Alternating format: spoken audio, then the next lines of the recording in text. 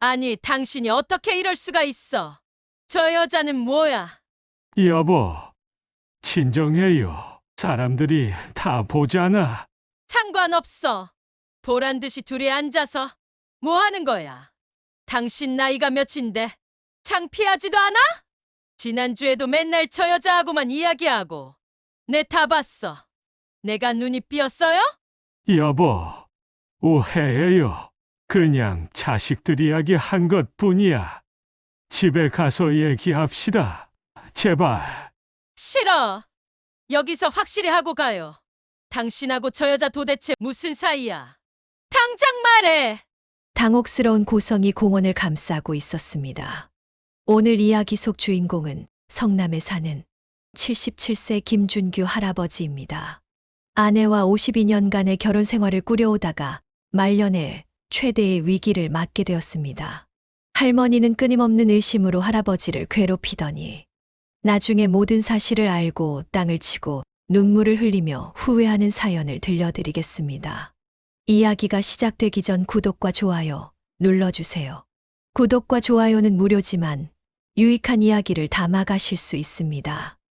1978년 산업화의 물결이 한창이던 그 시절, 청계천 인근의 작은 공장들이 불을 밝히던 어느 겨울날, 25살의 준규 씨와 영희 씨는 운명처럼 처음 마주쳤습니다.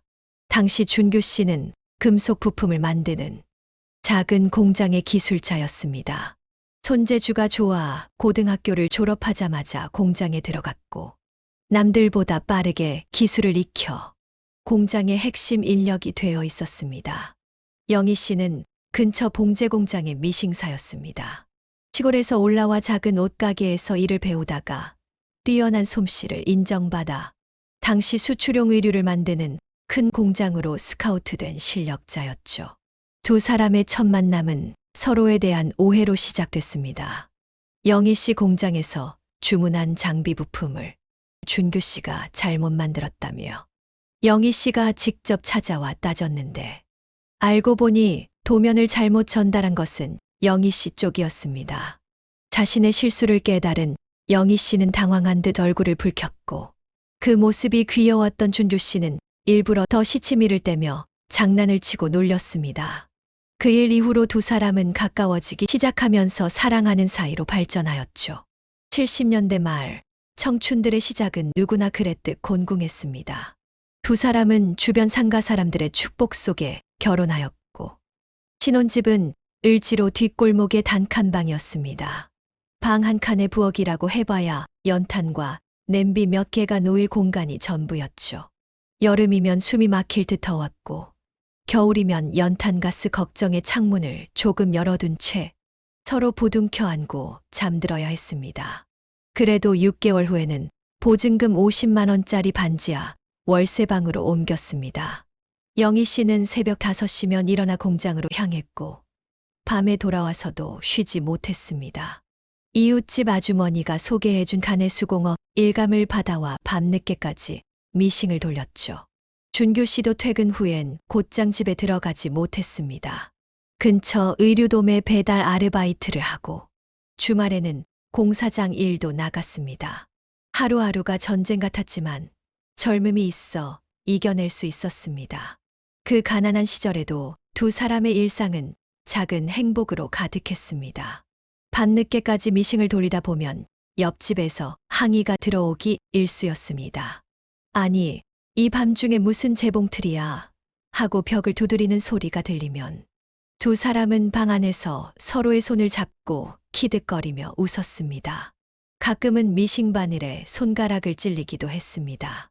그럴 때면 준규 씨는 아내의 손을 잡고 우리 마누라 손은 내가 책임진다며 장난스레 입김을 불어주었고 영희 씨는 그런 남편이 너무나 사랑스러워 아픈 것도 잊곤 했습니다. 퇴근 후 아르바이트를 마치고 돌아온 준규 씨를 위해 영희 씨는 언제나 따끈한 라면을 끓여주었습니다. 비록 라면 한 봉지였지만 그 속에 담긴 사랑은 어떤 산의 진미보다도 값졌습니다. 여보, 오늘은 좀 일찍 들어왔네요. 피곤한 기색이 역력했지만 남편을 반갑게 맞아주는 아내의 얼굴을 보며 준규 씨는 마음 한켠이 아파왔습니다. 하지만 그런 내색 한 번 하지 않고 늘 밝게 웃어주는 아내가 너무나 고마웠습니다. 2년간의 고된 노력 끝에 두 사람은 작은 해장국집을 차릴 수 있게 되었습니다. 하지만 그 과정에서 쓰라린 경험도 겪어야 했습니다. 80년대 초반 강남 개발이 한창이던 시절이었습니다. 친구의 소개로 잠실 근처에 황금상권이라는 곳에 가게를 얻을 기회가 생겼습니다. 보증금도 시세보다 저렴하고 권리금도 절반만 내면 된다는 조건이었죠. 두 사람은 그동안 모은 돈에 친척들에게 빌린 돈까지 보태 서둘러 계약금을 걸었습니다. 하지만 그날 밤 영희 씨는 이상한 예감에 잠을 이룰 수 없었습니다. 여보, 가게 앞에 한 번 더 가보면 어떨까요? 이 밤에? 내 자꾸 마음이 불안해서. 한밤중에 가게를 다시 찾은 두 사람은 충격적인 광경을 목격했습니다. 아니, 저기 계신 분들은 뭐 하는 사람들이지? 우리가 계약한 사람들인데. 이미 다른 사람과 매매 계약이 끝난 가게였고 계약금만 챙기고 도망가려 했던 사기꾼의 계략이었던 것입니다. 그날 밤 영희 씨는 한없이 울었습니다. 그동안 이를 악물고 모은 돈이 사라질 위기에 처했다는 절망감에 가슴이 찢어지는 것 같았습니다. 그로부터 1년 뒤 마침내 두 사람은 작은 해장국집을 열 수 있었습니다. 동대문 시장 뒷골목 포장마차들 사이에 자리 잡은 작은 가게였습니다. 새벽 4시부터 문을 열었기에 시장에서 밤새 일하는 상인들이 주된 손님이었습니다. 영희 씨는 매일 새벽 2시면 일어나 육수를 끓이기 시작했습니다. 솥뼈를 고아내는 깊은 맛을 내기 위해서는 최소 2시간은 끓여야 했기 때문입니다. 준규 씨는 새벽 시장에서 고기와 채소를 사왔고 손수 고기를 손질했습니다. 가게는 비좁았지만 정성과 사랑이 가득했습니다. 테이블은 고작 4개, 의자는 8개가 전부였지만 그곳에서 피로에 지친 손님들은 따뜻한 한 그릇의 위로를 받아갔습니다. 아이고, 아줌마가 끓인 국물은 우리 어머니 맛이야. 여기 해장국 먹고 나면 피로가 싹 풀린다니까. 손님들의 칭찬 한마디에 두 사람은 더욱 힘을 낼 수 있었습니다. 힘들 때면 서로 눈빛만 봐도 웃음이 났습니다. 주방에서 땀을 흘리며 일하는 아내를 바라보며 준규 씨는 마음 속으로 다짐했습니다. 조금만 더 열심히 하면 더 큰 가게도 내고 아이들 대학도 보낼 수 있을 거야. 그렇게 매일 밤 두 사람은 더 큰 꿈을 그려갔습니다. 장사가 조금씩 자리를 잡아가던 어느 날 근처에 대형 프랜차이즈 해장국집이 들어온다는 소문이 돌기 시작했습니다. 깔끔한 인테리어에 넓은 주차장까지 갖춘 큰 식당이었습니다. 여보, 우리도 가게를 좀 넓혀야 할 것 같아요. 은행 대출을 좀 더 받아볼까? 영희 씨의 말에 준규 씨도 고개를 끄덕였습니다. 은행 대출을 받아 주방 시설도 새로 바꾸고 옆 가게를 터서 홀도 넓혔습니다. 하지만 결과는 실패였습니다.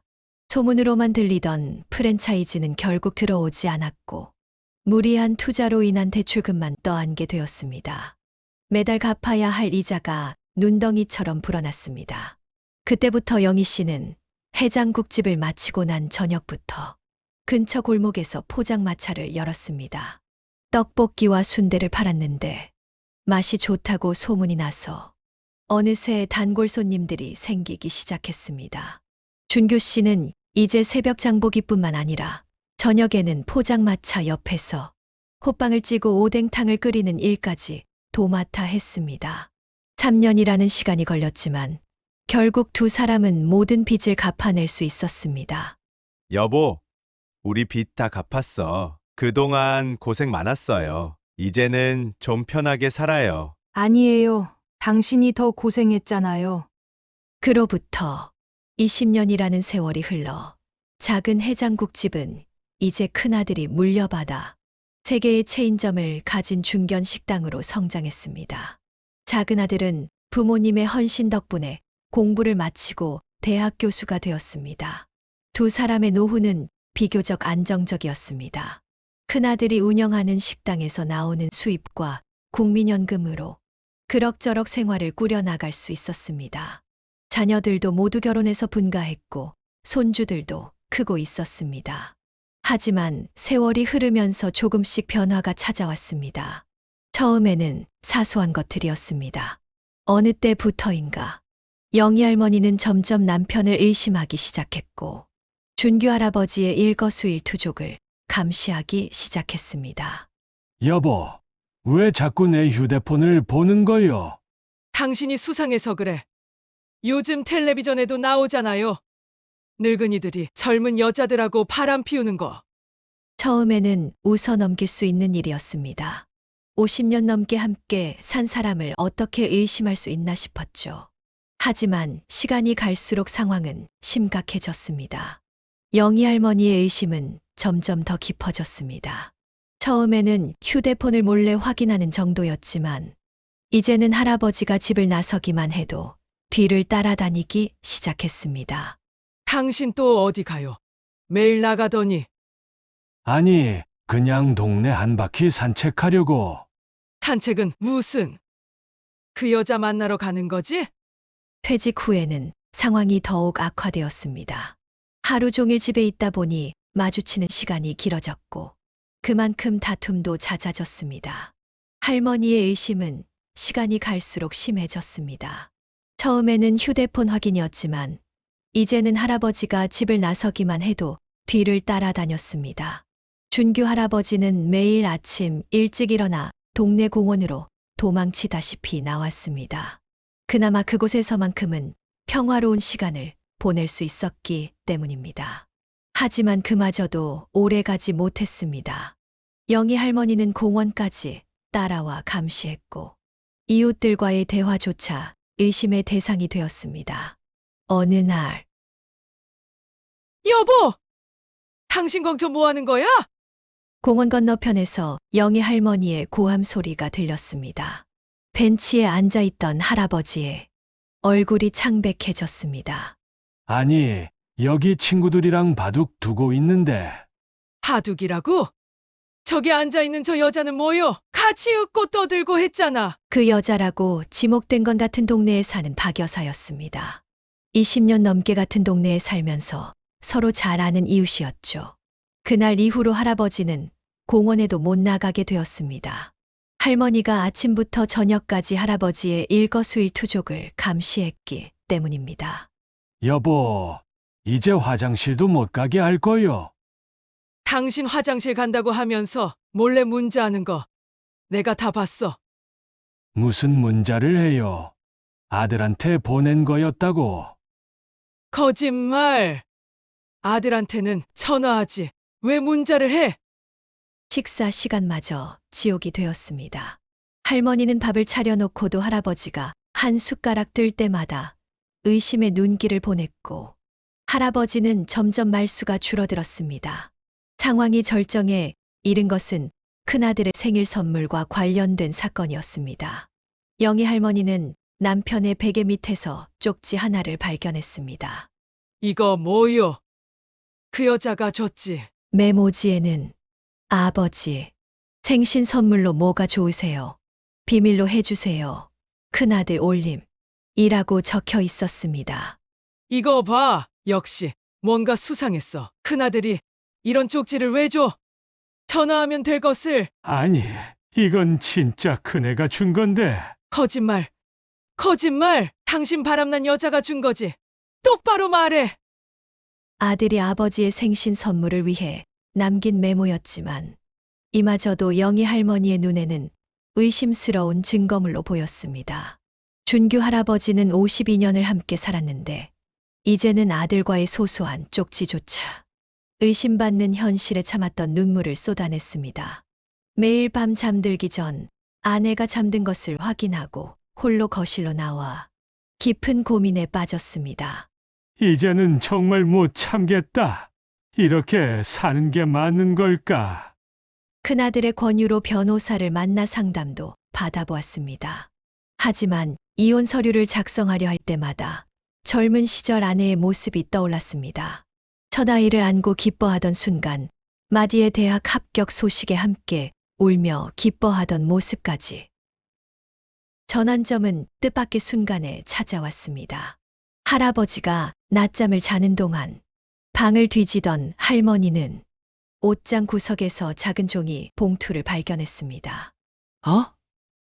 이게 뭐지? 그 안에는 3개월 전 할아버지의 치매 검사 영수증이 들어 있었습니다. 그제서야 영희 할머니는 자신의 모든 의심과 집착이 남편의 치매 증상이었음을 깨달았습니다. 여보, 당신이 왜? 할머니의 눈에서 눈물이 흘렀습니다. 작년에 친구 정순이가 치매로 고생하는 걸 봤는데 아들, 며느리와 심하게 다투고 손주들은 할머니가 무서워 피하고 결국 요양원으로 가게 된 모습이 떠올랐습니다. 난 절대 그러지 말아야지 했던 말이 사무치게 돌아왔습니다. 매일 밤 잠들기 전 남편 얼굴을 뚫어져라 쳐다보며 의심했던 순간들. 많은 사람들 앞에서 남편을 의심하고 소리쳤던 기억들.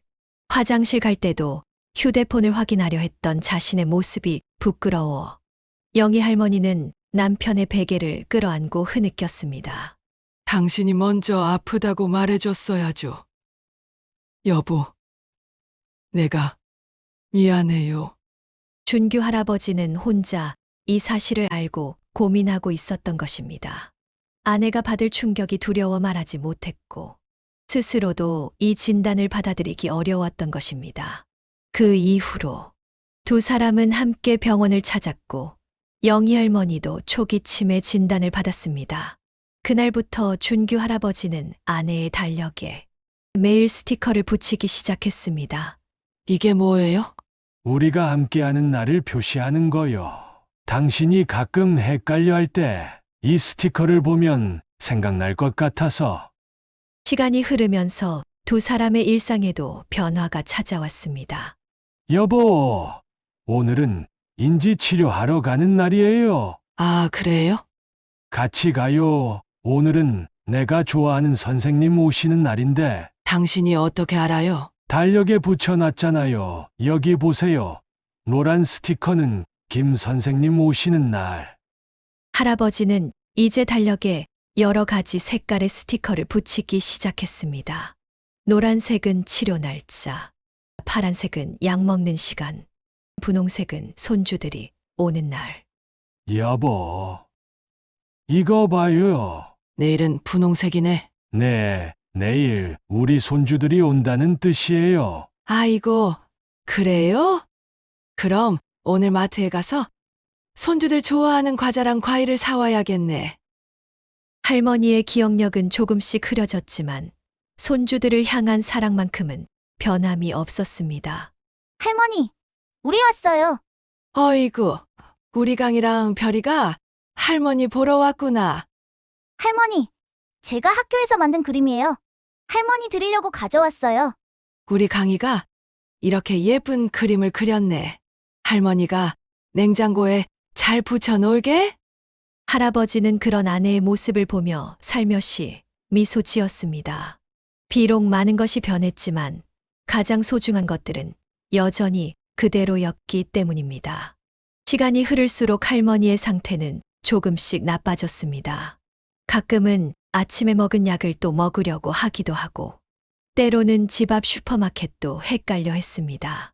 하지만 할아버지는 늘 그 자리에 있었습니다. 여보, 이 약은 아까 드셨어요. 그래요? 내가 또 까먹었네. 괜찮아요. 내가 있잖소. 그리고 할머니가 불안해할 때면 여보, 당신 날 두고 가지 않을 거죠? 그럼요. 우리 약속했잖소. 끝까지 함께 하기로. 비록 많은 것이 변했지만 가장 소중한 것들은 여전히 그대로였습니다. 준규 할아버지는 매일 아침 일기를 씁니다. 오늘도 아내는 나를 의심했다. 하지만 괜찮다. 이제는 그 의심이 사랑이란 걸 알기에. 이들의 이야기는 우리 사회에 작지만 큰 울림을 주고 있습니다. 병이라는 것은 누구나 겪을 수 있는 일이며 그것을 이겨내는 것은 결국 사랑의 힘이라는 것을 보여주기 때문입니다. 치매라는 병은 환자 본인뿐만 아니라 가족 모두에게 큰 시련이 됩니다. 하지만 준규 할아버지와 영희 할머니의 이야기처럼 서로에 대한 이해와 사랑이 있다면 그 어려움도 함께 이겨낼 수 있습니다. 인생은 후반전 채널은 앞으로도 이런 가치 있는 이야기들을 계속해서 전해드리고자 합니다. 우리 주변에 평범한 듯 보이지만 위대한 사랑의 이야기들을 통해 더 나은 사회를 만들어가는데 작은 보탬이 되고자 합니다. 여러분의 하루하루가 모여 우리 사회의 커다란 힘이 되고 있습니다. 구독과 좋아요, 그리고 여러분의 소중한 이야기를 댓글로 남겨주시면 고맙겠습니다. 다음 영상에서 또 만나 뵙겠습니다. 감사합니다.